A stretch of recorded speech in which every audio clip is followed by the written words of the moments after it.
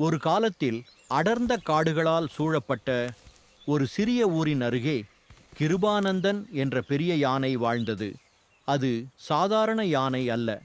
கோயிலில் தினமும் மணியடிக்கும் நேரம் வந்தால் மனிதன் அழைப்பதற்கு முன்பே கோயிலின் வாசலுக்கு வந்து நின்றுவிடும். அந்த யானையின் நெற்றியில் எப்போதும் விபூதி சந்தனம் பூசப்பட்டிருக்கும். கோயிலில் ஒலிக்கும் நாம ஜபத்தை கேட்டவுடன் அது கண்களை மூடி தலையை தாழ்த்தி நிற்கும்.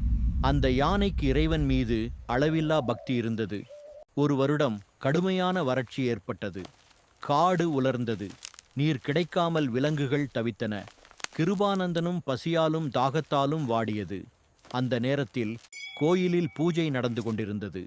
யானை தள்ளாடி வந்து கோயில் வாசலில் மண்டியிட்டு கண்ணீர் சொட்டியது. வார்த்தைகள் இல்லாமல் இறைவனை வேண்டியது. அச்சமயம் மேகங்கள் குவிந்தன. மின்னல் ஒளிர்ந்தது. மழை பொழியத் தொடங்கியது. கோயிலின் கிணற்றில் நீர் நிரம்பியது. காடு பசுமையடைந்தது. யானை மெதுவாக எழுந்து இறைவன் சந்நிதி நோக்கி துதித்து மனமகிழ்ச்சியுடன் காடு நோக்கி சென்றது. கதை சொல்லும் செய்தி. பக்திக்கு மொழி தேவையில்லை. மனம் தூய்மையாக இருந்தால் இறைவன் தூரத்தில் இல்லை. மனிதன் மட்டுமல்ல, உயிர்கள் அனைத்தும் இறைவனின் பிள்ளைகளே.